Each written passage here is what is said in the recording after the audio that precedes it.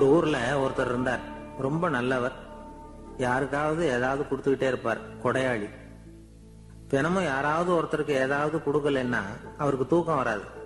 அப்படி ஒரு பழக்கம். அது மட்டும் இல்ல, அவர் கொடுக்கறது அடுத்தவங்களுக்கு தெரியாது. அவ்வளவு ரகசியமா அதை கொடுப்பார்.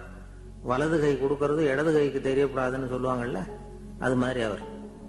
ஒரு நாள் ராத்திரி அவர் ஏற்கனவே தயாரா கட்டி வச்சிருந்த பணம் முடிச்ச கையில எடுத்துக்கிட்டு வீட்டை விட்டு வெளியில வந்தார். தெருவில் இறங்கி நடந்தார். இன்னைக்கு யாருக்கு தர்மம் செய்யறது அப்படின்னு யோசனை பண்ணிட்டு இருட்டுல நடந்து வந்துகிட்டு இருக்கிறார். யாரோ ஒருத்தர் எதிரில் வர்றது மாதிரி தெரிஞ்சது. உடனே அவர் கிட்ட போனார். தன்கிட்ட இருந்த பணம் முடிச்சு அவசரமா அவர் கையில திணிச்சுட்டு திரும்பி வந்துட்டார். அப்பாடா, ஒரு வழியா யாருக்கும் தெரியாம இன்னைக்கு தர்மம் பண்ணியாச்சு அப்படிங்கிற மகிழ்ச்சி, மன நிறைவு அவர் முகத்துல. நிம்மதியா தூங்கினார். அப்புறம் எழுந்திருச்சார். மறுநாள் காலையில ஊரு பூரா ஒரே பேச்சு.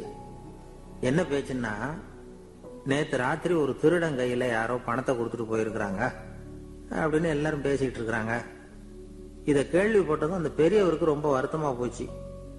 அடடா, போயும் ஒரு திருடனுக்கா உதவி பண்ணிருக்கிறோம், பிரயோஜனம் இல்லாம போயிட்டுதே அப்படின்னு நினைச்சார். சரி, இன்னைக்கும் யாருக்காவது உதவி பண்ணணும் அப்படின்னு முடிவு பண்ணினார். ராத்திரி நேரம் வந்தது. இவர் வழக்கம் போல தெருவில் இறங்கி நடந்தார். கையில பணம் முடிச்சு. எதிரில் ஒரு பெண் உருவம் மங்களா தெரிஞ்சது.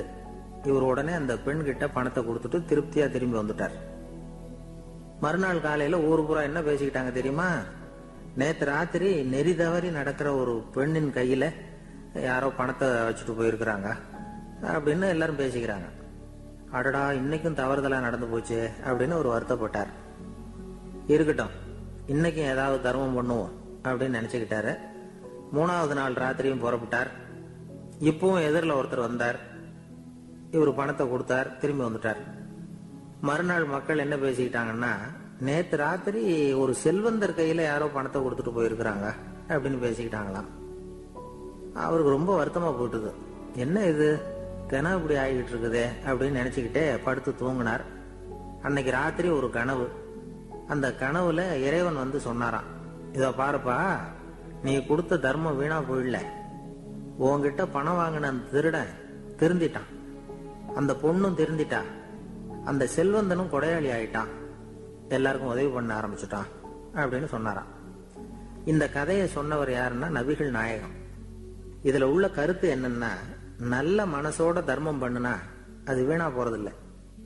இன்னொரு கருத்து, தர்மம் வந்து தன்னை மட்டும் அல்ல, அடுத்தவங்களையும் தீமையிலிருந்து காப்பாற்றும். இதுதான் நாம புரிஞ்சுக்க வேண்டியது. இந்த காலத்திலயும் இது மாதிரி சில சம்பவங்கள் நடக்கிறது உண்டு. ஒரு பெரியவர் இருட்டுல நடந்து வந்துகிட்டு இருந்தாரு. எதிரில் வந்த ஒருத்தன் வலு கட்டாயமா இவர் கையை பிடிச்சி ஒரு பண முடிப்பை கொடுத்து வச்சுக்க சொல்லிவிட்டு விலகி போயிட்டான். பெரியவருக்கு ஆச்சரியம். இந்த காலத்திலயும் இப்படி வலது கை கொடுக்கறது இடது கைக்கு தெரியக்கூடாதுன்னு நினைக்கிற கொடையாளிகள் உண்டு போல இருக்கு அப்படின்னு யோசனை பண்ணிக்கிட்டே நடந்தார். கொஞ்ச தூரம் போயிருப்பாரு. அதுக்குள்ள அதே ஆள் திரும்பி வந்தான். கொடுத்த பண முடிப்பை திருப்பி கொடுங்க அப்படின்னு கேட்டு வாங்கிட்டான். இவருக்கு ஒன்றும் புரியல. ஏன் இப்படி பண்றேன்னார். அது ஒண்ணும் இல்லைங்க, கொஞ்ச நேரம் இதை உங்ககிட்ட கொடுத்து வச்சிருந்தேன், அவ்வளவுதான் அப்படின்னா. ஏன்னு கேட்டார். என்னை பின்னாடி போலீஸ் தேடிக்கிட்டு வந்துகிட்டு இருக்குது, அதுதான் அப்படி பண்ணேன், இப்ப போயிட்டுது, இனிமே ஒன்றும் பயம் இல்லை அப்படின்னு சொல்லிவிட்டு அவன் பாட்டுக்கு நடந்து போறான்.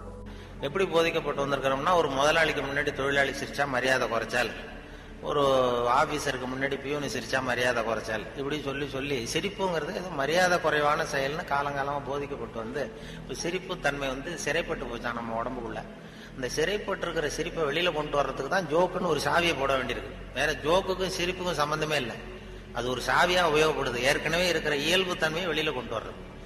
அந்த குழந்தை தன்மையோட இருக்கணும். குழந்தைத்தனம் தான் இருக்கக்கூடாதே தவிர, அந்த குழந்தைத்தன்மை கடைசி வரைக்கும் நமக்கு நீடிச்சதுன்னா ஹார்ட் அட்டாக் வராது. குழந்தைத்தன்மை வேற, குழந்தைத்தனம் வேற. குழந்தைத்தன்மை பெரிய வயசானா கூட குழந்தைத்தன்மையோட இருக்கலாம். இப்ப ஒரு அம்மா வந்து ஒரு பிள்ளைய எழுப்பிச்சான், தட்டி எழுப்பிருக்கு காலையில விடிய காலம். அம்மா வந்து எழுந்துடுறா, காலேஜுக்கு நேரம் ஆயிட்டுது அப்படின்னு எழுப்பிச்சான். அந்த புள்ள இழுத்து போத்திட்டு, நான் காலேஜுக்கு போக மாட்டேம்மா, எனக்கு போறதுக்கு பிடிக்கலன்னு இருக்கு. அந்த அம்மா விடல, வயசான அம்மா, நீ நீ போய் தாண்டா ஆகணும் அப்படின்னு இருக்கு. அந்த புள்ள எழுந்திரிச்சு உட்காந்து கேட்டிருக்கு, ஏம்மா என்ன வந்து ஏன் இப்படி தொந்தரவு பண்ற, தூங்க விடாம அப்படின்னு இருக்கு. அப்ப அந்த அம்மா சொல்லிச்சான், நீ வந்து காலேஜுக்கு ஏன் போக மாட்டேங்கிற, அதுக்கு 2 காரணம் சொல்லு அப்படின்னு இருக்கு. அந்த அம்மா புள்ளைய கேட்டிருக்கு, நீ காலேஜுக்கு ஏன் போக மாட்டேங்கிற, 2 காரணம் சொல்லு. அப்ப அந்த புள்ள சொல்லிச்சான், ஏன் போக மாட்டேன்னா ஒரு காரணம் அங்க இருக்கிற மாணவர்களுக்கெல்லாம் என்ன பிடிக்கல, பசங்களுக்கெல்லாம் என்ன பிடிக்கல. 2வது காரணம் அங்க இருக்கிற வாத்தியார்களுக்கும் என்ன பிடிக்கல, ஆசிரியர்களுக்கும் பிடிக்கல, மாணவர்களுக்கும் பிடிக்கல, அதனால நான் போக மாட்டேன் அப்படின்னு சொல்லி படுத்துட்டு. ஏய் அதுக்காக நீ போகாம இருக்கக்கூடாதா, காலேஜுக்கு போய் தான் ஆகணும்னு மறுபடியும் எழுப்புது அந்த அம்மா, வயசான அம்மா. அப்புறம் எழுந்திரிச்சு உட்காந்துக்கிட்டு அந்த புள்ள கேட்டுதான், என்ன எதுக்கு காலேஜுக்கு போகணும்னு நீ சொல்ற, அதுக்கு 2 காரணம் சொல்லு அப்படின்ட்டு. அப்ப அந்த அம்மா சொல்லிச்சாண்டே, ஏன் சொல்றேன்னா, முதல் காரணம் உனக்கு வயசு 54, 2வது காரணம் நீ தான் பிரின்சிபால்,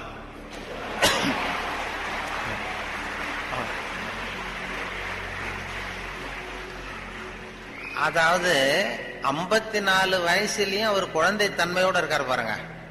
அவங்க அம்மாவுக்கு அது புள்ள தானே, அதுதான் குழந்தை தன்மைங்கிறது. குழந்தைத்தனம் இல்லை இது, குழந்தைத்தனங்கிறது வேற, குழந்தை தன்மைங்கிறது வேற. அந்த குழந்தைத்தன்மை மாறாம மனுஷன் வாழணும்னு சொல்லி இப்ப சொல்றாங்க. நமக்கு வருகிற நோய் நொடிக்கெல்லாம் அதுதான் காரணம். இப்ப ஹார்ட் அட்டாக் திடீர்னு வர்றதுக்கு அதுதான் காரணம். மன இருக்க வரக்கூடாது. குழந்தைய எல்லாரையும் குழந்தையாக்க முடியாது, ஆனா குழந்தை தன்மையை நம்ம வளர்த்துக்கலாம். இந்த 200 தடவை சிரிப்பு தன்மையை இருந்துட்டு இருக்கலாம். எல்லாரையும் குழந்தையாக்கிறதுக்கு வழி விஞ்ஞானத்துல இது வரைக்கும் வழி கிடையாது. ஒரு டாக்டர் கண்டுபிடிச்சாராம். ஒரு டாக்டர் என்ன கண்டுபிடிச்சாருன்னா, ஒரு மாத்திரை சாப்பிட்டா 1 வயசு குறையும் அப்படின்னு ஒரு மாத்திரையை கண்டுபிடிச்சாராம் ஒரு டாக்டர். ஒரு மாத்திரை சாப்பிட்டீங்கன்னா 1 வயசு குறையும். உடனே ஒரு பாட்டியம்மா போச்சு, 90 வயசு பாட்டி, எனக்கு 1 பாட்டில் மாத்திரை கொடுங்க டாக்டர் அப்படின்னு வாங்கிட்டு வந்திருக்கு. வாங்கிட்டு வந்து 1 மாத்திரை சாப்பிட்டா 1 வயசு குறையும்னாரா. மறுநாள் ஒரு 30 வயசு பொண்ணா மாறி இது போயிருக்கு. முதல் நாள் 90 வயசு பாட்டியா போச்சு, 30 வயசு பொண்ணா மாறி அதே டாக்டர்கிட்ட போச்சு. இடுப்புல ஒரு வயசு கை குழந்தை, அது சட்டை கிட்ட போடாம கட்டை வரல வாயில வச்சுட்டு உட்காந்துருக்கு. தூக்கிட்டு அதே டாக்டர்கிட்ட போயிருக்கு. போனதும் அந்த டாக்டர்கிட்ட சொன்ன, ஏம்மா வந்திருக்கேன்னு கேட்டார். ஒன்னும் இல்லை டாக்டர், நேற்று உங்ககிட்ட வந்தேன், மாத்திரை கேட்டேன், 1 மாத்திரை சாப்பிட்டா 1 வயசு குறையும், நீங்க நான் 1 பாட்டில் மாத்திரை வாங்கிட்டு போனேன், ஏதோ ஒரு ஆர்வத்துல ஒரு 30-40 மாத்திரையை சேர்த்து சாப்பிட்டேன், அதனால இப்படி ஆயிட்டம் பாருங்க அப்படின்ட்டு இருக்கு. டாக்டர் சொன்னார், இதுக்கு ஏமா வருத்தப்படுற, எல்லாரும் வயசு குறையணும்னு தான் நினைக்கிறாங்க, உனக்கு வயசு குறைஞ்சிட்டது, சந்தோஷப்படு, இதுக்கே மறுபடியும் என்ன தேடிட்டு வந்தேன்னு. அப்ப இந்த அம்மா சொல்லிச்சா, என்னை பத்தி பரவாயில்ல டாக்டர், இடுப்புல பாருங்க 1 வயசு கை குழந்தை, இது ரொம்ப ஆர்வத்துல ஒரு 70-80 மாத்திரையை சாப்பிட்டுட்டுது, இது என் வீட்டுக்காரரு,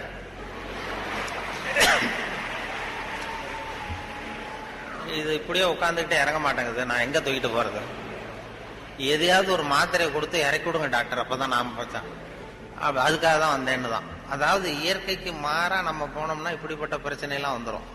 அப்புறம் வழியில போகும்போது இடுப்புல ஒரு குழந்தைய தூக்கிட்டு வந்தா நம்ம கேட்கணும் அந்த அம்மாட்ட, ஏமா இது உன் பிள்ளையா உங்க வீட்டுக்காரரான்னு கேட்கணும். அப்படி குழப்பம் வந்துடும். இயற்கையை மாற்ற முடியாது, ஆனா அந்த குழந்தை தன்மையை நம்ம கொண்டு வரலாம். அதுக்காக சொல்லுவாங்க, எந்த துறையில சேர்க்கறது, சிவில் இன்ஜினியர் ஆக்கலாமா, மெக்கானிக்கல் இன்ஜினியர் ஆக்கலாமா, அதை அல்லது எலக்ட்ரிக்கல் இன்ஜினியர் ஆக்கலாமா அப்படின்னு ஒரு அம்மாவுக்கு ஆசை. அப்ப எல்லா துறையும் இருக்கீங்கன்னு அர்த்தம். பையனை எந்த துறையில சேர்க்கறது அம்மாவுக்கு முடிவு பண்ண முடியல, அப்பாவாலையும் ஒன்றும் சொல்ல முடியல. உடனே இவர் என்ன பண்ணார், பையனை அழைச்சிட்டு ஒரு மனோதத்துவ டாக்டர் கிட்ட போனார். ஒரு உளவியல் டாக்டர் கிட்ட போய், சைக்கியாட்ரிஸ்ட், இது மாதிரி என்னம்மா விஷயம்னு கேட்டிருக்காரு அந்த டாக்டர். ஒன்றும் இல்லை சார், என் பையனை மேற்கொண்டு படிப்புக்கு சேர்க்கணும், இன்ஜினியரிங் காலேஜில் சேர்க்கணும், சிவில் இன்ஜினியர் தேவலாமா, மெக்கானிக்கல் இன்ஜினியரா, எலக்ட்ரிக்கல் இன்ஜினியரா, எது இவனுடைய சுபாவத்துக்கு தகுந்தாப்புல நீங்க ஒரு துறையை சொன்னீங்கன்னா அது ஈஸியா இருக்கும் படிக்கிறதுக்கு. அதுதான் உங்களை மன ரீதியா நீங்க ஆராய்ச்சி பண்ணி சொல்லுங்கன்னு அழைச்சிட்டு வந்துருக்கு. இது ஒன்றும் கஷ்டம் இல்லம்மா, ஈஸியா கண்டுபிடிச்சிடலாம் அப்படின்னு அந்த டாக்டர் உடனே அந்த பையனை கூப்பிட்டு, என்னப்பா நல்லா இருக்கே அப்படின்னு தட்டி கொடுத்தாரு. சின்ன பையன் பொடிய, இவனுடைய சுபாவம் என்னங்கிறத நான் ஈஸியா கண்டுபிடிச்சு சொல்லிடுறேன், அதுக்கு தகுந்தாப்புல இப்ப இருந்தே சொல்லி கொடுத்து நீங்க பழக்கி கொண்டு வரலாம் அப்படின்னு சொல்லிட்டு ஒரு நர்ஸை கூப்பிட்டார். நர்ஸ்னு தான் அந்த அம்மா வந்தது. பாரு, இது மாதிரி ஒரு மேஜையில ஒரு சுத்தியல் கொண்டு வந்து வை, ஒரு கொரடு கொண்டு வந்து வை, ஒரு ஸ்க்ரூ டிரைவரை கொண்டு வந்து வை. இந்த பையனை அப்படி கொண்டு வந்து விடுவோம். இவன் சுத்தியலை போய் தொட்டான்னு எடுத்தான்னா ஆசையா ஏதாவது ஒன்று எடுப்பான். சுத்தியல் எடுத்தான்னா சிவில் இன்ஜினியருக்கு படிக்க வச்சிருவான், கொரடு எடுத்தான்னா மெக்கானிக்கல் இன்ஜினியருக்கு படிக்க வச்சிருவான், ஸ்க்ரூ டிரைவர் எடுத்தான்னா எலக்ட்ரிக்கல் இன்ஜினியர் படிக்க வச்சிருவோம். இது அவனுடைய சுபாவத்தை கண்டுபிடிக்கிறது சுலபமான வழி அப்படின்னு டாக்டர் சொல்லிட்டார். ரொம்ப ஈஸியா அந்த நர்ஸ் கொண்டு வந்து ஒரு கொரடு, ஒரு சுத்தியல், கொரடு, ஸ்க்ரூ டிரைவர் வச்சுட்டு அப்படி ஒதுங்கி நின்னுது. பையனை கொண்டு வந்து விட்டாங்க. பையன் என்ன பண்ணா, நேரா போய் அந்த நர்ஸை கட்டி பிடிச்சுக்கிட்டான்.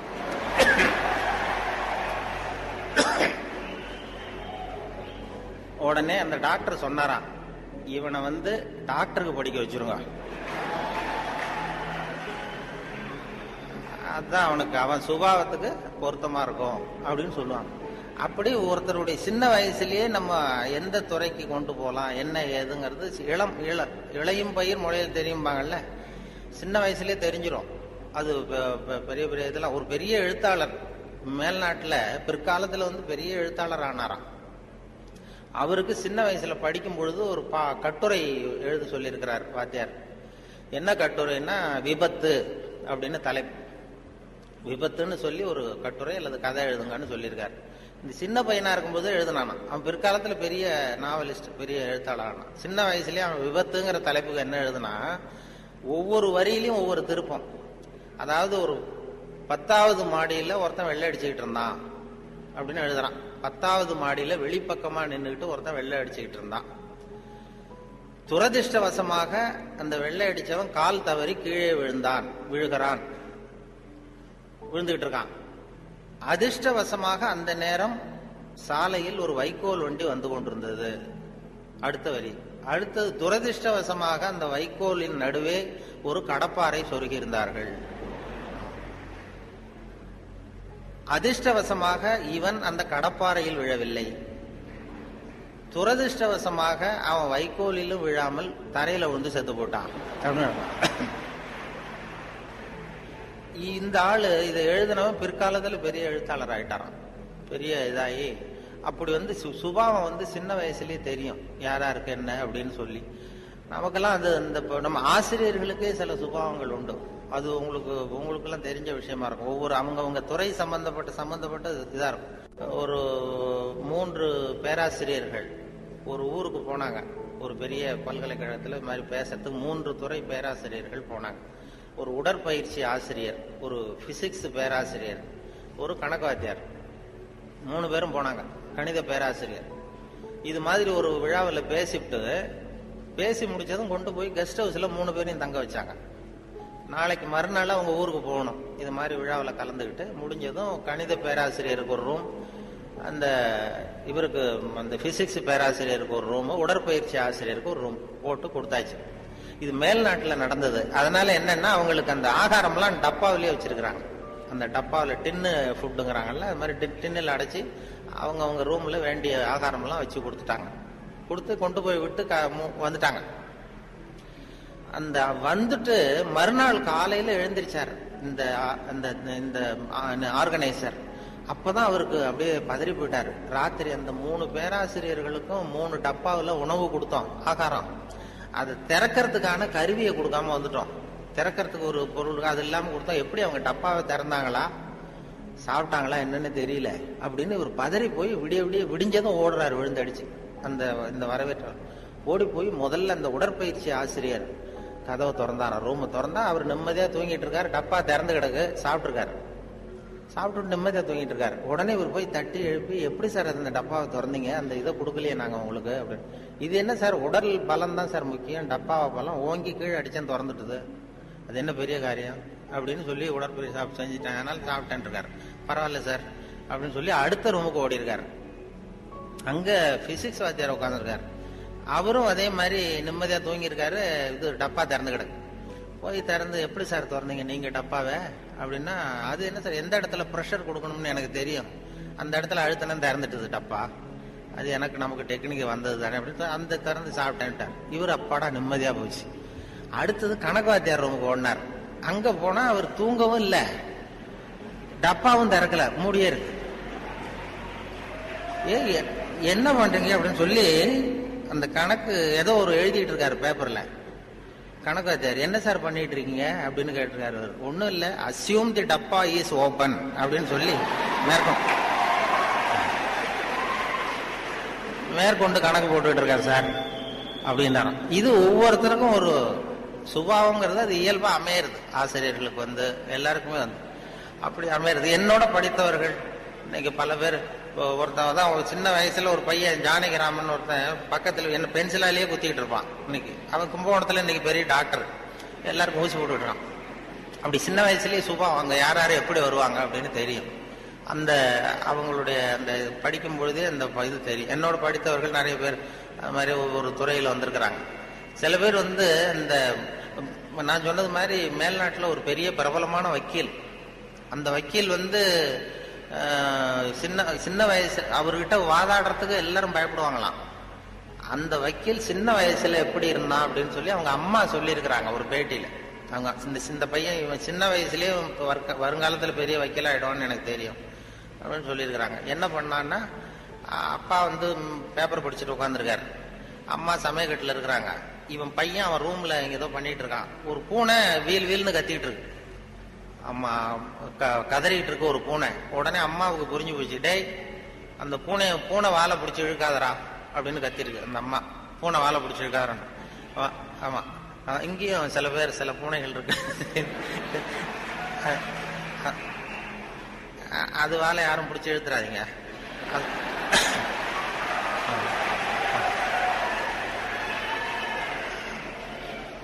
பூனை வாழை பிடிச்சிருக்காருன்னு அந்த அம்மா கத்திருக்கு. அப்பா அவன் சொன்னானா, அம்மா நான் பூனை வாழை பிடிச்சி இழுக்கல, பூனை தான் அது வாழை பிடிச்சி இழுத்துக்கிட்டு இருக்குன்றான். நான் ஒன்னும் பூனைக்கு இடைஞ்சல் பண்ணல, பூனை தான் வாழை இழுத்துக்கிட்டு இருக்கு, நான் அது வாழை இழுக்கலன்றான். ஓடி போய் பார்த்துருக்காங்க அம்மாவும் அப்பாவும். பார்த்தா இவன் பூட்ஸு காலால மிரிச்சுக்கிட்டு இருக்கான், பூனை வாழை இழுத்துக்கிட்டு இருக்கு. அவன் பிற்காலத்துல பெரிய வக்கீல் ஆயிட்டான். அதாவது ஒரு தான் பேர்ல தப்பு இல்லைங்கிறது மாதிரி பேசினா பாருங்க. அவங்க அம்மா சொல்லிருக்கு. இப்படி அது சின்ன வயசுல அவங்கவுங்களுக்கு அந்த இது இருக்கும். சில பேருக்கு ஆராய்ச்சி விஞ்ஞான மனோபாவம் வந்துடும். விஞ்ஞானம் சில பேர் சின்ன வயசுலயே ஒருத்தன் மூஞ்சில ஒருத்தன் குத்திட்டு இருப்பான். சின்ன இளம் வயசுலயே ஒருத்தன் மூஞ்சில ஒருத்தன் குத்திட்டு இருப்பான். அவங்க எல்லாம் பிற்காலத்துல சட்டசபைக்கு வரலாம். சட்டசபைக்கு பெரிய தான் மட்டும் வாழ்ந்தா போதும் அப்படின்னு நினைக்கிறவங்க உண்டு. தானும் வாழணும், அடுத்தவங்களும் வாழணும் அப்படின்னு நினைக்கிறவங்களும் உண்டு. முதல்ல சொன்ன வகையை சேர்ந்த மனிதர்கள் எப்படி தெரியுமா? எப்படியாவது தான் மட்டும் வாழ்ந்தால் போதுங்கிற நினைப்பு தான் எப்பவும் அவங்களுக்கு இருக்கும். தங்களுடைய வளர்ச்சிக்கு எது தடையா இருந்தாலும் சரி, யார் தடையா இருந்தாலும் சரி, அதை அழிச்சுட்டு தான் மறுவேலை பார்ப்பாங்க. அவங்க எல்லாம் பாவ காரியங்களுக்கு தயங்குறதே இல்லை. அப்படிப்பட்ட வாழ்க்கை அவங்களுக்கே இடைஞ்சல அமைஞ்சு விடுறது உண்டு. அதை விளக்கறதுக்கு ஒரு கதையும் உண்டு. ஒரு ஊர்ல அப்படிப்பட்ட ஆள் ஒருத்தன் இருந்திருக்கான். நிறைய பாவங்களை செஞ்சவன். அதன் காரணமா நரகப்படுகொழியில விழுந்துட்டான். நரகப்படுகொழிங்கிறது ஒரு பெரிய கிணறு மாதிரி. ஏற்கனவே பாவம் செஞ்சவங்க நிறைய பேர் அதுல விழுந்து கிடக்குறாங்க. உள்ள ஏகப்பட்ட சத்தம், எல்லாம் அந்த பாவாத்மாக்கள் போடுற சத்தம். இப்போ விழுந்தானே இவனும் சத்தம் போட்டான். இவன் போடுற சத்தம் கொஞ்சம் அதிகமா கேட்டுது. இந்த கிணத்துக்கு பக்கத்துல புத்தர் உட்கார்ந்துருக்கிறார். அவர் காதுல இவன் போடுற சத்தம் விழுந்தது. உடனே அந்த கிணத்தடிக்கு போனார். குனிஞ்சு பார்த்தார். சாமி என்ன காப்பாத்துங்க அப்படின்னு கத்தனா இவன். புத்தர் அவனை கொஞ்சம் கவனிச்சு பார்த்தார். மனித சமுதாயத்துக்கு அவன் என்னென்ன கெடுதல் பண்ணிருக்கிறாங்கிற விவரம் எல்லாம் அவர் மனக்கண்ணுல தெரிஞ்சது. அவருக்கு எல்லாம் புரிஞ்சு போச்சு. இருந்தாலும் அவனை காப்பாத்துறதுக்கு ஏதாவது வழி உண்டா அப்படின்னு யோசிச்சார். அவன் தன்னுடைய வாழ்நாள்ல ஏதாவது நல்லது செஞ்சிருக்கானா அப்படின்னு பார்த்தார். ஒரே ஒரு சமயம் அவன் தன்னுடைய காலடியில மிதிபட இருந்த சிலந்தியை மிதிக்காமல் தாண்டி போயிருக்கிறான். இந்த ஒரு காரியத்துக்காக அவனை கரையேற்ற முடியுமா அப்படின்னு நினைச்சார். அவ்வளவுதான். உடனே அவர் கையில ஒரு சிலந்தி உட்கார்ந்துதான். அதுகிட்ட இருந்து நூல் இழை வெளிவர ஆரம்பிச்சது. அந்த நூல் இழை கிணற்று ஆழம் வரைக்கும் அப்படியே நீண்டுகிட்டே போச்சான். புத்தர் பார்த்தார். இந்த நூலை பிடிச்சுக்கிட்டு மேலே ஏறி வா அப்படின்னார். என்னங்க சொல்றீங்க, இந்த சிலந்தி நூல் என்ன தாங்குமான்னு கத்தனான். எல்லாம் தாங்கும், அதை பிடிச்சுக்கிட்டு ஏறி வா அப்படின்னார். சந்தேகத்தோடவே அவன் அந்த நூல் இழைய பிடிச்சு இழுத்து பார்த்தான். ரொம்ப வலுவா இருந்தது. அவனுக்கு ஆச்சரியம். அதை பிடிச்சுக்கிட்டே மெதுவா மேல ஏறி வர ஆரம்பிச்சுட்டான். பாதி தூரம் ஏறி வந்திருப்பான். அப்ப அவன் காலுக்கு கீழே ஏதோ சத்தம். என்னன்னு குனிஞ்சு பார்க்கறான். கீழே கிடந்தவங்க சில பேரும் அந்த நூலை பிடிச்சி மேல வந்துகிட்டு இருக்கிறாங்க. இவனுக்கு கோபம் வந்துட்டுது. தன்னுடைய இடுப்புல வச்சிருந்த கத்தியை எடுத்து தன்னுடைய காலுக்கு கீழே நூல் இழையை அப்படியே வெட்டி விட்டுட்டான். இனிமே நாம மட்டும்தான் மேலே ஏறி வந்துடணும் அப்படின்னு நினைச்சுக்கிட்டான். ஆனா நடந்தது என்ன தெரியுமா? மொத்த நூல் இழையும் அப்படியே அருந்து கீழே விழுந்துட்டுது. அவனும் பொத்துன்னு கீழே விழுந்துட்டான். மறுபடியும் கத்த ஆரம்பிச்சுட்டான். ஏற்கனவே அவன் செஞ்சிருந்த ஒரு சிறு கருணை அந்த நூல் இழைக்கு உறுதியை கொடுத்தது. இப்போ அவன் செஞ்ச பாவம் அந்த நூல் இழைய வலுவிழக்க செஞ்சுட்டுது. அடுத்தவங்களும் வாழணுங்கிற எண்ணம் அவனுக்கு இருந்திருந்தா இப்ப அவனும் கரையேறி வந்திருப்பான், மற்றவங்களும் சௌக்கியமா வந்து சேர்ந்திருப்பாங்க. அதனால நாமும் வாழணும், அடுத்தவங்களும் வாழணும் அப்படின்னு நினைக்கிறவன் வாழ்க்கையில சீக்கிரம் முன்னுக்கு வந்துருவான். ஒருத்தன் ஒரு டாக்டர் கிட்ட போனான், மருந்து வாங்கினான், வாங்கி கொண்டாந்து பேசாம வச்சுட்டான், சாப்பிடல. அப்புறம் எதுக்காக அப்பா போய் அவர்கிட்ட மருந்து வாங்கினேன் அப்படின்னு கேட்டாங்க. டாக்டர் வாழணும் இல்லையா, அதனாலதான் அப்படின்னா. அவர் கொடுத்த மருந்து நீ ஏன் சாப்பிடல அப்புறம் அப்படின்னு கேட்டாங்க. நான் வாழணும் இல்லையா, அதுக்காக தான் அப்படின்னா. ஒரு காட்டுல ஒரு முனிவர் இருந்தார். ஒரு நாள் அவரை தேடிட்டு 4 பேர் வந்தாங்க. சுவாமி, எங்களுக்கு ரொம்ப நாளா ஒரு சந்தேகம்னாங்க. என்னன்னு கேட்டார். இந்த உலகத்துல எவ்வளவோ காரியங்கள் நடக்குது, எது நியாயம் எது அநியாயம் அப்படின்னு புரிஞ்சுக்க முடியலன்னாங்க. அது யாராலையும் புரிஞ்சுக்க முடியாதுன்னார் முனிவர். வந்தவங்களுக்கு ஆச்சரியமா போச்சு, ஒரு மாதிரியா பார்த்தாங்க. இத முனிவர் கவனிச்சார். சரி புறப்படுங்க என்னோடன்னார். எங்கன்னு கேட்டாங்க. இப்போ உங்க 4 பேரையும் ஒரு புஷ்பக விமானத்துல அழைச்சிட்டு போறேன். இந்த உலகத்துல சர்வசாதாரணமா நடக்கக்கூடிய ஒரு காட்சியை உங்களுக்கு காட்ட போறேன். நீங்க பார்க்க போற அந்த காட்சி நியாயமா அநியாயமா அப்படிங்கறத என்கிட்ட சொல்லணும். நீங்க சரியான பதில் சொன்னா புஷ்பக விமானத்துல தொடர்ந்து பிரயாணம் பண்ணலாம். தவறான பதில் சொன்னா இந்த புஷ்பக விமானம் உங்களை கீழே தள்ளி விட்டுரும் அப்படின்னார். 4 பேருக்கும் பயம்தான், இருந்தாலும் முனிவர் கூப்பிடுறாரு அப்படின்னு சொல்லி புறப்பட்டாங்க. அவங்க எல்லாரும் புறப்பட்டு ஒரு காட்டு வழியா போயிட்டு இருக்கிறாங்க புஷ்பக விமானத்துல. அங்க நடக்கிற ஒரு காட்சியை காட்டுறார் முனிவர். அதோ அங்க பாருங்கன்னார். அந்த விமானத்துல இருந்தபடியே எல்லாரும் கீழே குனிஞ்சு பாக்குறாங்க. அங்க ஒரு தாய் புலி அப்பதான் குட்டி போட்டிருக்கு. குட்டிகளை ஈன்ற உடனே பசிக்கு இறை தேடி அந்த பக்கமா வருது. அதே நேரம் ஒரு தாய் மான், அதுவும் அப்பதான் குட்டி போட்டிருக்கு. அதுவும் இதே மாதிரி குட்டிகளை ஈன்ற உடனே பசிக்கு இறை தேடி அந்த பக்கமா வருது. இப்ப அந்த புலி அந்த மானை அடிச்சு போட்டுடுது. அதுவும் சாப்பிடுது, குட்டிகளுக்கும் கொடுக்குது. இப்போ அந்த புலிக்குட்டிகள் முகத்துல மகிழ்ச்சி, தாயை இழந்த அந்த மான் குட்டிகள் முகத்துல துக்கம். இப்போ அந்த முனிவர் 4 பேர்கிட்டையும் கேட்கிறார், நீங்க இங்க பாத்தீங்களே, இதுல எது நியாயம் எது அநியாயம், ஒவ்வொருத்தரா சொல்லுங்க. உங்க பதில் சரியில்லைன்னா இந்த விமானம் உங்களை கீழே தள்ளி விட்டுரும், சொல்லுங்க பார்க்கலாம்னார். முதல்ல ஒருத்தன் சொன்னான், அந்த புலி செஞ்சது சரிதாங்க, அது பசிக்கு அதுதான் ஆகாரம், தன்னுடைய பசிக்கு தானே இறை தேடிக்கிட்டது, அதுல என்ன தப்பு, அவ்வளவுதான், அதனால புலி செஞ்சது நியாயம்தான் அப்படின்னா. அவ்வளவுதான், அந்த விமானம் அவனை அப்படியே கீழே தள்ளி விட்டுட்டுது. அதனால அவன் கொடுத்த பதில் சரியில்லை அப்படிங்கிறது புரிஞ்சு போச்சு. இப்ப 2வது ஆள் சொன்னான், புலி செஞ்சது பாவம், அந்த தாய்மான் என்ன தப்பு பண்ணிச்சு, இப்ப அந்த குட்டிகளுக்கு யாரு ஆதரவு, அதனால புலி செஞ்சது அநியாயம் அப்படின்னா. அவ்வளவுதான், அவனையும் கீழே தள்ளி விட்டுடுது அந்த விமானம். இந்த பதிலும் சரியில்லை அப்படின்னு ஆயிட்டுது. இப்ப 3வது ஆள் வந்தான். முதல்ல 2 பேர் கீழே விழுந்ததை பார்த்துக்கிட்டு இருந்தான்.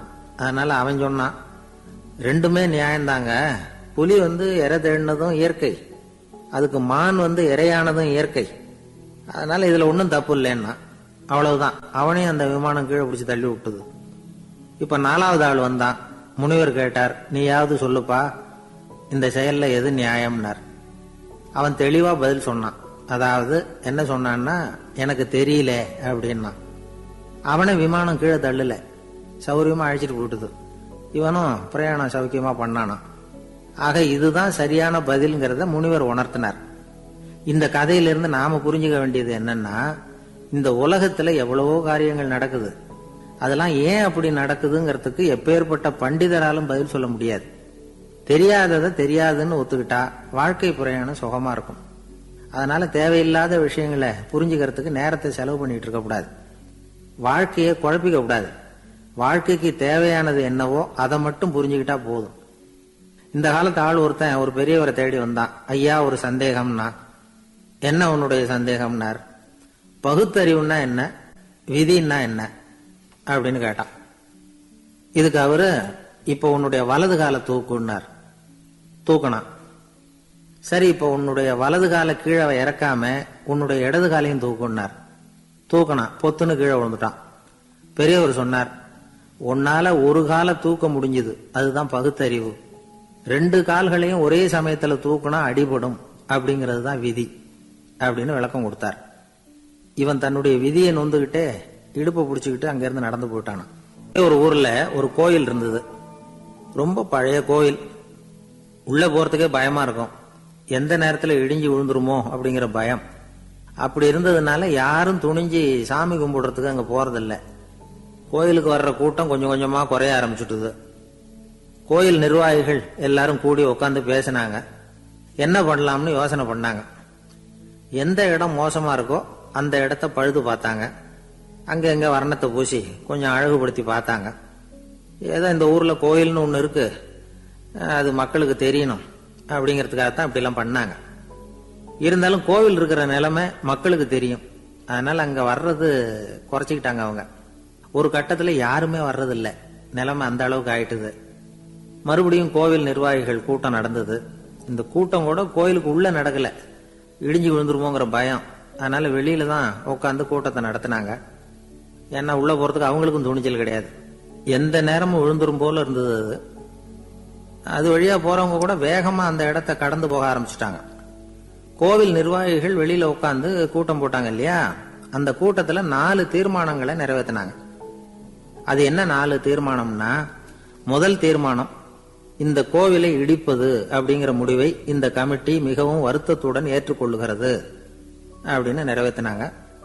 இதுக்கு பதிலா இன்னொரு கோவிலை உடனடியாக கட்டி முடிச்சுடணுங்கிறது 2வது தீர்மானம். 3வது தீர்மானம் என்ன தெரியுமா? பழைய கோவிலின் கதவுகள், அதிலிருந்து பிரிச்சு எடுக்கிற செங்கல், இதையே புது கோவில் கட்டுவதற்கு பயன்படுத்தி கொள்ள வேண்டியது. பழைய கோவில் இருந்த மாதிரியே அதே வடிவத்தில் புது கோவிலையும் கட்ட வேண்டியது. பழைய கோவிலின் அஸ்திவாரத்தை அப்படியே வச்சுக்கிட்டு அதுக்கு மேல நாம கோயிலை கட்டிக்க வேண்டியது. இதுதான் 3வது தீர்மானம். இதையும் கமிட்டி முழு மனசோட ஏத்துக்கிட்டது. இது வரைக்கும் சரி. இப்ப அந்த கமிட்டி 4வதா ஒரு முக்கியமான தீர்மானத்தை கொண்டுகிட்டு வந்து அதையும் ஏகமனதா நிறைவேற்றி விட்டது. அது என்ன தீர்மானம்னா, புதிய கோவில் கட்டி முடிக்கிற வரைக்கும் பழைய கோவிலை இடிக்கிறதில்லை அப்படிங்கிற தீர்மானம். எப்படி இருக்குது பாருங்க இது.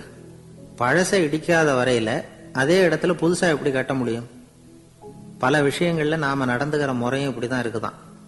வாழ்க்கையில முன்னேறணும்னு ஆசைப்படுவோம். அதே நேரத்துல அந்த முன்னேற்றத்துக்கு எது தடையா இருக்கோ அதை விட்டுடுறதுக்கும் மனசு வராது. ஒரு ரயில் வேகமா போயிட்டு இருக்கு. அது ஒரு ரயில்வே ஸ்டேஷன்ல கொஞ்ச நேரம் நின்னுது. அப்போ அதுல ஒரு ஆள் ஏறினார். தலையில ஒரு மூட்டையை வச்சிருந்தார்.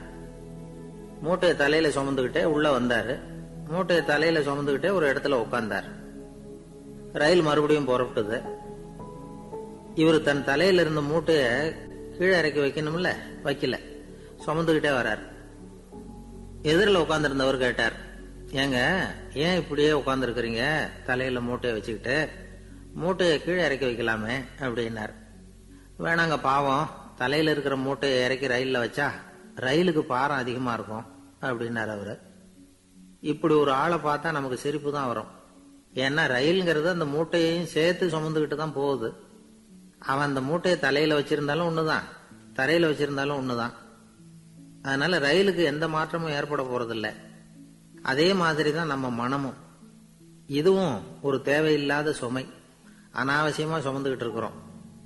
இத கீழே இறக்கி வச்சுட்டா வாழ்க்கை பிரயாணம் சுகமா இருக்கும். ரயில் பிரயாணம் பண்ற அந்த ஆள் மூட்டையை சுமக்கிறான், வாழ்க்கை பிரயாணம் பண்ற நாம மனசை சுமக்கிறோம். இது ரெண்டுக்கும் எந்த வித்தியாசமும் இல்லை. மனசை கீழே இறக்கி வச்சுட்டா பாரம் இல்லாமல் வாழலாம், பறவைகள் மாதிரி பறக்கலாம், குழந்தைகள் மாதிரி கள்ளங்கபடம் இல்லாம வாழலாம். இந்த வெளி உலகத்துல நாம நிலை பெற்று இருக்கணும், வேரூன்றி இருக்கணும். அதே சமயம் நம்முடைய உள் வெளியில ஆன்மீக வாழ்க்கையில பாரம் இல்லாம இருக்கணும். அப்போ பறக்கணும், நதியை போல ஓடணும், மிதக்கணும். பயணம் சுகமா இருக்கும், களைப்பு தெரியாது, கவலை தெரியாது. ஒரு சீடன் போதி தர்மரை நாடி வந்தான். குருவே, நீங்கள் என்ன வெறுமையாக இருக்க சொன்னீங்க, நான் இப்ப மறுபடியும் வெறுமையானவன் ஆகிட்டேன், அதனால இப்ப என்ன செய்ய சொல்றீங்க என்ன அப்படின்னு சொல்லி நின்னான். உடனே அந்த குரு பக்கத்துல இருந்த ஒரு குச்சியை எடுத்து அவன் தலையில அடிச்சு, போய் அந்த வெற்றுத்தன்மையையும் வீசி எறிந்து விட்டு வா அப்படின்னார். நான் இப்போ காலியா இருக்கிறேன்னு ஒருத்தன் சொல்றான்னு வச்சுங்க, அது உண்மை இல்லை. ஏன்னா இன்னமும் அதுல நான்கிற எண்ணம் இருக்குது. எந்த சிந்தனையும் இல்லாம இருக்கிறது கடினம் தான். ஆனாலும் மனிதன் அதுல உள்ள நுட்பத்தை புரிஞ்சுக்கிட்டான்னா, இவ்வளவு தூரம் தூக்கி சுமந்துகிட்டு வந்த அந்த மனதின் முட்டாள்தனத்தை அவனே பார்த்துட்டு சிரிப்பான். இதுதான் பெரியவங்க சொல்லியிருக்கிற ஆலோசனை. நம்மால் ஒருத்தன் தலையில ஒரு பெரிய மூங்கில் கூடையோட ரயில்ல வந்து உட்கார்ந்தான். கூடை தலையில இருந்தது, கீழே இறக்கி வைக்கல. எதிரில் இருந்தவர் கேட்டார், ஏங்க எதுக்காக அதை அனாவசியமா சுமந்துகிட்டே இருக்கீங்க, கீழே இறக்கி வைங்களேன்னார். இல்லைங்க, நான் வீட்டை விட்டு புறப்படும் பொழுதே என் பையன் சொல்லிவிட்டான் கூடைய தலையை விட்டு இறக்கக்கூடாதுன்னு அப்படின்னார். அவன் சின்ன பையன், விவரம் இல்லாம சொல்லியிருப்பான். இப்ப என்ன நேர்ல வந்தா பாத்துக்கிட்டு இருக்கிறான், நீங்க இறக்கி வைங்கன்னார் அவர். அவன் நேர்ல பாத்துக்கிட்டு இல்ல, இருந்தாலும் நான் இந்த கூடைய கீழே இறக்கி வச்சா அது அவனுக்கு தெரிஞ்சிரும் அப்படின்னாரு இவர். அது எப்படின்னாரு அவர். அவன் தனக்கு டிக்கெட் வாங்க வேணாம்னு சொல்லி இப்ப இந்த கூடைக்குள்ளதான் உட்கார்ந்துருக்கிறான் அப்படின்னார் இவர். ஒரு ஊர்ல ஒரு மன்னர் இருந்தார். அழகான அரண்மனையில அவர் இருந்தார். அந்த அரண்மனையை விட அழகா ஒரு மாளிகையை அந்த ஊர்லயே வேற ஒருத்தன் கட்டியிருந்தான். அப்படி கட்டி முடிச்சதுல அவனுக்கு ரொம்ப பெருமை.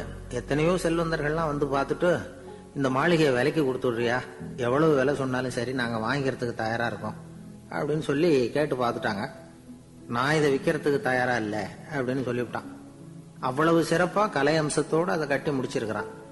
அதுவே ஒரு பெரிய அரண்மனை மாதிரி இருந்ததுன்னா பாத்துங்களேன். சுற்றிலும் அழகான பூந்தோட்டம். ஒரு நாள் அவன் எங்கேயோ வெளியூர் போயிட்டு திரும்பி வந்துகிட்டு இருக்கிறான். அப்போ அந்த மாளிகை தீப்பெட்டி எரிஞ்சுக்கிட்டு இருக்கு. பதறி போட்டான். விலைக்கு கேட்டவங்க யாராவது இதை செஞ்சிருக்கணும், இல்லைன்னா மன்னரே செய்த சதியே என்னவோ, இப்படிலாம் அவனுக்கு சந்தேகம். ஒரு மூலையில உட்காந்து அழ ஆரம்பிச்சுட்டான்.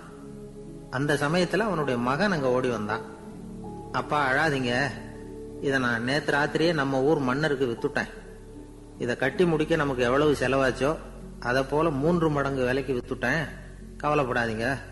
இதை விட அழகான மாளிகையை நாம புதுசா கட்டிக்கலாம்னா. இதை கேட்டதும் அழுதுகிட்டு இருந்தவன் அழுகையை நிறுத்தினான், சிரிக்க ஆரம்பிச்சுட்டான். இதே இடத்த நான் வந்து மன்னர்கிட்ட இருந்து விலைக்கு வாங்குவேன், இதை விட அழகான மாளிகையை கட்டுவேன் அப்படின்னு சுத்தி நின்ன எல்லார்கிட்டையும் சொல்லிட்டு இருந்தான். இந்த சமயத்துல அவனோட இளைய மகன் ஓடி வந்தான். அப்பா, அண்ணன் சொன்னதெல்லாம் சரிதான், மன்னர்கிட்ட விலை பேசினதெல்லாம் உண்மைதான். ஆனா வித்தது பேச்சு அளவுல தான். இனிமேதான் பத்திரம் வாங்கணும், எழுதணும், நீங்க கையெழுத்து போடணும், பதிவு பண்ணணும், மன்னர்கிட்ட பணம் வாங்கணும். அதுக்காகத்தான் உங்களை எதிர்பார்த்துக்கிட்டு இருந்தோம். அதுக்குள்ள இப்படி ஆயிட்டுதுன்னா. இப்ப சிரிச்சுக்கிட்டு இருந்தவன் சிரிப்பை நிறுத்தினான். மறுபடியும் குழந்தை மாதிரி அழ ஆரம்பிச்சுட்டான். இது ஒரு சம்பவம். இதுல இருந்து என்ன தெரியுது? அந்த அழகான மாளிகை தன்னுடையது அப்படின்னு நினைக்கும் பொழுது அவனுக்கு அழுகை வந்தது. அது தன்னுடையது இல்லை அப்படின்னு நினைக்கிற போது சிரிப்பு வந்தது. மறுபடியும் அது தன்னுடையதுதான் அப்படிங்கிற உணர்வு வரும்பொழுது அழுகை. எது எதிலிருந்து நீ நீங்கி இருக்கிறாயோ அது அதிலிருந்து உனக்கு துன்பம் இல்லை அப்படிங்கிறார் திருவள்ளுவர். இந்த உடம்பு என்னுடையதில்லை அப்படிங்கிற உணர்வு வந்துட்டா அது ஒரு பெரிய நிலை. இன்னைக்கு 104 வருஷத்துக்கு முன்னாடி இதே நேரம் என்ன நடந்தது? 104 வருஷத்துக்கு முன்னாடி போடுவோம், இதே தேதி, இதே மாசம், இதே நாள் என்ன இந்த நேரம் இவர் விவேகானந்தர் என்ன பண்ணிட்டு இருக்காருன்னா, தரையில ஒரு விரிச்ச படுக்கையில படுத்திருக்கிறார். ஒரு சீடர் அவர் தலைக்கு விசிறியால விசிறிட்டு இருக்கிறார். அதாவது அதுதான் அவருடைய வாழ்க்கையினுடைய கடைசி நாள். அன்னைக்கு என்ன நடந்திருக்குன்னா, காலையில விடிய காலம் எழுந்திருச்சு அந்த பூஜை அறைக்குள்ள போனாராம். தன்னுடைய பூஜை அறைக்குள்ள போய் கதவு ஜன்னல்லாம் சாத்திக்கிட்டார். 3 மணி நேரம் தியானத்துல இருந்திருக்கிறாரு. தியானத்துல இருந்துட்டு அதுக்கப்புறம் வெளியில ஒரு வாக்கிங், ஒரு கொஞ்ச தூரம் அப்படி தோட்டத்துல உலாவி விட்டு வந்திருக்கிறாரு. வழக்கமா அவர் எப்போதும் தனியா தான் உட்காந்து சாப்பிடுறதா அந்த பூஜை அறையில எப்போதும். அன்னைக்குன்னு பார்த்து அந்த ராமகிருஷ்ணருடைய சீடர்கள், தன்னுடைய சீடர்கள் எல்லாரையும் கூப்பிட்டு வச்சுக்கிட்டு அந்த சீடர்களோட சேர்ந்து சாப்பிட்டு இருக்கிறாரு அன்னைக்கு காலையில. இதெல்லாம் கொஞ்சம் வித்தியாசமா நடந்திருக்கு அன்னைக்கு. அதுக்கு பிறகு மத்தியானம் 1 மணில இருந்து 4 மணி வரைக்கும் இந்த வடமொழி பிரம்மச்சாரிகளுக்கு வடமொழியில இலக்கண பாடம் நடத்தி இருக்கிறாரு. மத்தியானம் 1 மணில இருந்து 4 மணி வரைக்கும் அதெல்லாம் ஒழுங்கா நடந்திருக்குது. அதுக்கப்புறம் சாயந்தரம் பூஜைக்கு மணி அடிச்சிருக்கிறாங்க. மணி அடிச்ச உடனே கிடுகிடுன்னு உள்ள போயிருக்கிறாரு. போய் அங்க தியானம் 1 மணி நேரம் தியானம் பண்ணிருக்கிறாரு. தியானம் பண்ணி விட்டு அதுக்கப்புறம் கொஞ்ச நேரம் ஏதோ அந்த தரையில விரிச்ச விரிப்புல படுத்திருக்கிறார். படுத்துட்டு ஒரு சீடரை கூப்பிட்டு, ஒரு விசிறி மட்டன் தான் கொண்டுகிட்டு வா அப்படின்னு கொண்டுட்டு வந்தார். தலைப்பக்கம் விசிறுன்னு இருக்காரு. படுத்ததும் தலைப்பக்கம் விசிறிக்கிட்டு இருக்கிறார். அந்த சீடர் கவனிச்சுக்கிட்டே இருக்கிறார் என்னன்னு. இவர் அவர் பாட்டுக்கு சுகமா படுத்திருக்கிறார். ஒரு கட்டத்துல லேசா அந்த கை மட்டும் லேசா அப்படி நடுங்கினது மாதிரி தெரிஞ்சுதான்.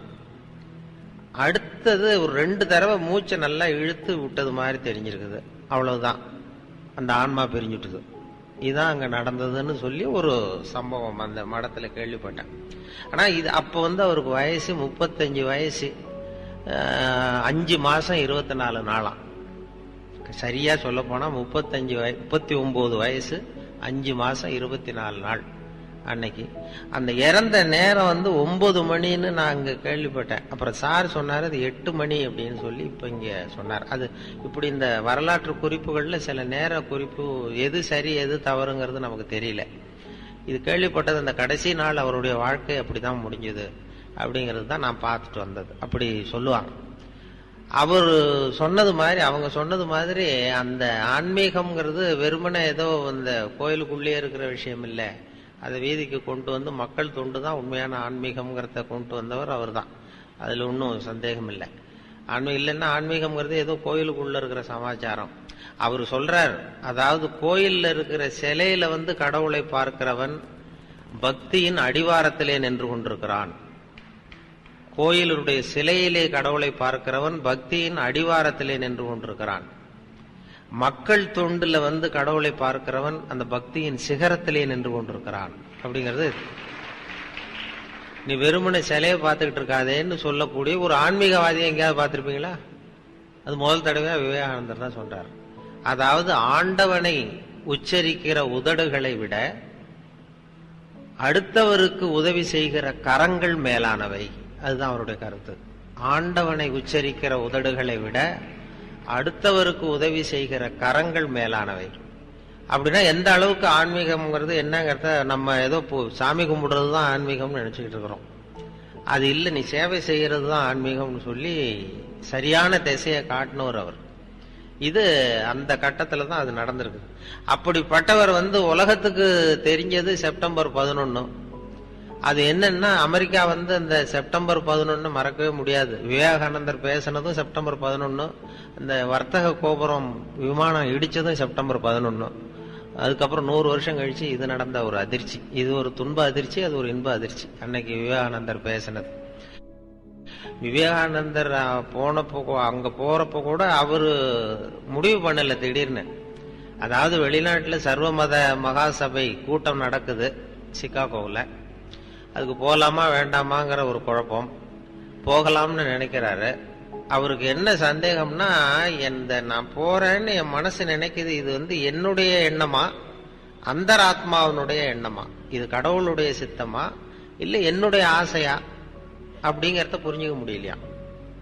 இப்ப நமக்கெல்லாம் ஒரு ஆசை வந்ததுன்னா இது நம்ம ஆசையா கடவுளுடைய சித்தமா இது அப்படின்லாம் நினைச்சிட்டு இருக்க மாட்டோம். ஏதோ அவருக்கு இந்த வெளிநாடு போகணுங்கிற எண்ணமே இது நானா நினைக்கிறேனா இல்ல ஆண்டவன் நினைக்க வைக்கிறானா அப்படிங்கிற அந்த குழப்பத்துலதான் கொஞ்ச நாள் இருக்கிறாரு. அதுக்கு பிறகு அந்த குழப்பத்திலே ஒரு நாள் கனவு கண்டாரா. கனவுல குருதேவர் ராமகிருஷ்ணர் கடல்ல போய் இறங்குறது மாதிரி தெரிஞ்சிருக்கு. கரையிலிருந்து கடல்ல போய் இறங்கி அங்க போய் நின்றுகிட்டு வான்னு கூப்பிட்டாராம் அவரை. இவர் உடனே இறங்கி போனதும் அவர் கையை பிடிச்சு அழைச்சிட்டு போறது மாதிரி ஒரு கனவு.